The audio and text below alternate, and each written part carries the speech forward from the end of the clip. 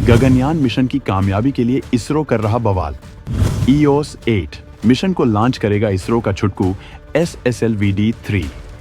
Lower orbit में छोटे satellite की लॉन्चिंग का खर्च होगा कम।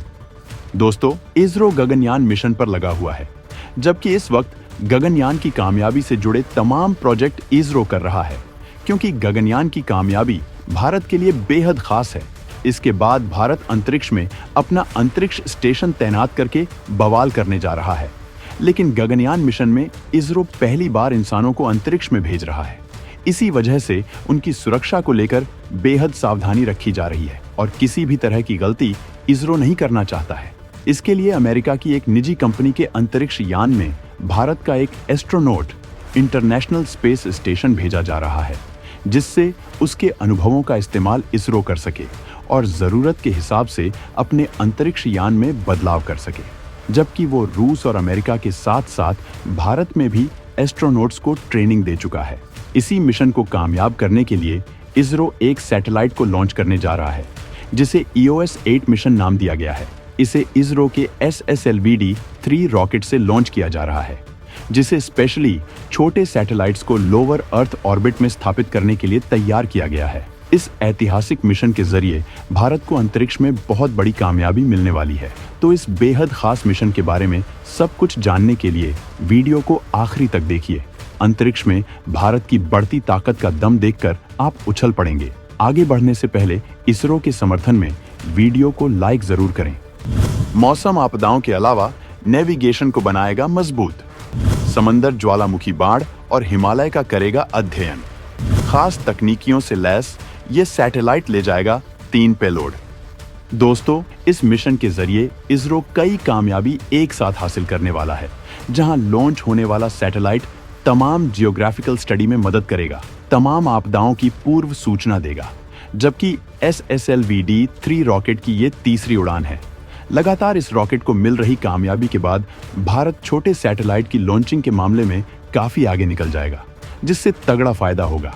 इस बारे में हम आपको सब कुछ विस्तार से बताएंगे, लेकिन उससे पहले ये बताना चाहेंगे कि सैटेलाइट किस तरह के काम करेगा। तो दोस्तों, EOS-8 मिशन का मकसद एक माइक्रो सैटेलाइट को डिजाइन और विकसित करना है, जिससे माइक्रो सैटेलाइट बस के साथ कारगर पेलोड उपकरण बनाकर आगे नए सैटेलाइट्स में नई तकनीकों को शामिल किया जा सके। ये सैटेलाइट अपने साथ 3 पेलोड ले जाएगा, जिन्हें अलग अलग मकसद से तैयार किया गया है। इलेक्ट्रो ऑप्टिकल इंफ्रारेड पेलोड दिन और रात दोनों वक्त मिड वेव और लॉन्ग वेव बैंड में इमेज कैप्चर करने में मदद करेगा, जिससे सीमा पर निगरानी, आपदा निगरानी, इन्वायरमेंट की निगरानी के साथ साथ आग की खबर, ज्वालामुखी की स्टडी और इंडस्ट्रियल क्राइसिस पर भी नजर रखी जा सकेगी। भारत इसके जरिए चीन पाकिस्तान की हर हरकत पर नजर रख सकेगा। वहीं global navigation, satellite system reflectometry payload, समुद्री हवा, मिट्टी की नमी, हिमालय की स्टडी के साथ बाढ़ का पता लगाने और एक देश से दूसरे देश तक फैले पानी के सिस्टम का पता लगाने का काम करेगा। इस सैटेलाइट में SIC UV डोसीमीटर लगाया गया है, जिसे गगनयान मिशन में UV रेंज की निगरानी के लिए डिजाइन किया गया है और यह गामा विकिरण के लिए अलार्म सेंसर के तौर पर काम करता है। इस मिशन में इसकी सफलता से उसकी क्षमता पर भरोसा और बढ़ जाएगा।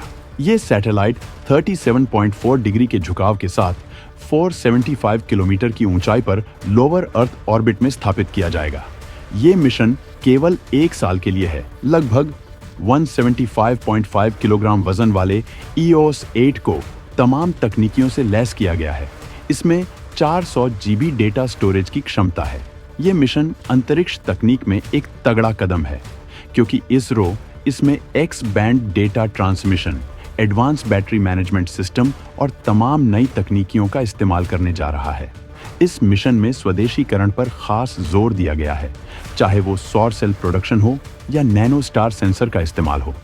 इस मिशन की कामयाबी के साथ ही SSLV-D3 रॉकेट बेहद कारगर माना जाएगा और इसकी कामयाबी का स्ट्राइक रेट तगड़ा हो जाएगा, जिसके बाद अंतरिक्ष सैटेलाइट के बाजार में इसरो बवाल कर देगा। सैटेलाइट लॉन्चिंग के बाजार में इसरो की बढ़ जाएगी डिमांड। SSLV-D3 रॉकेट के जरिए कम लागत में हो सकेगी लॉन्चिंग। इस मिशन के जरिए SSLV-D3 रॉकेट भी इतिहास रचेगा, जिसके बाद इसरो इस छोटे रॉकेट का इस्तेमाल करके छोटे सैटेलाइट की लॉन्चिंग के बाजार पर कब्जा कर लेगा। इस वक्त दुनिया के ज्यादातर देश छोटे छोटे सैटेलाइट लॉन्च कर रहे हैं, जिसके लिए छोटे रॉकेट की जरूरत थी, जिससे लॉन्चिंग के खर्च को कम किया जा सके, क्योंकि छोटे रॉकेट में कम ईंधन की जरूरत होती है। इसी पर्पज से इसरो ने SSLVD-3 रॉकेट तैयार किया था, जो बेहद कारगर साबित हो रहा है। भारत पहले ही अंतरिक्ष में सैटेलाइट लॉन्चिंग का बड़ा बाजार बनता जा रहा है।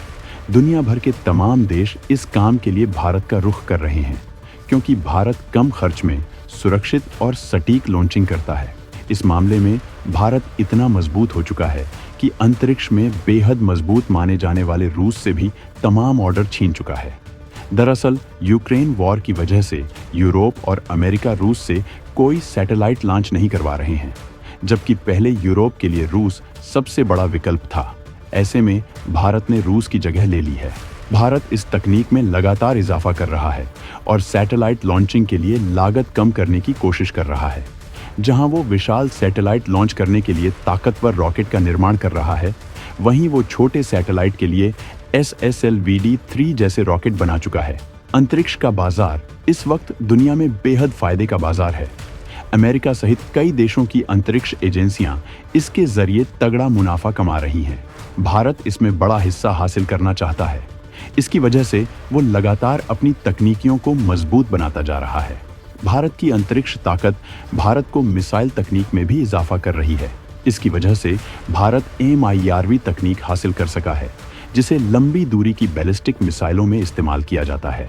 इस तरह की तमाम कवायदों के बाद जब भारत का गगनयान मिशन सफल हो जाएगा, तो भारत के लिए अंतरिक्ष स्टेशन के दरवाजे खोलेगा, जिसके बाद भारत चीन और अमेरिका को भी टक्कर दे सकेगा, जो इस मामले में खुद को सबसे ताकतवर मानकर चल रहे हैं। वहीं भारत अपना अगला मून मिशन भी लॉन्च करने वाला है, जिसे अंतरिक्ष में असेंबल किया जाएगा, क्योंकि भारत के पास इतना ताकतवर रॉकेट नहीं है जो इतने भारी अंतरिक्ष यान को लॉन्च कर सके। इसी वजह से इसरो इसके लिए इस तकनीक का सहारा लेगा। तो दोस्तों, अंतरिक्ष में भारत के बढ़ते कदमों पर आप क्या सोचते हैं? कमेंट करके बताना ना भूलें।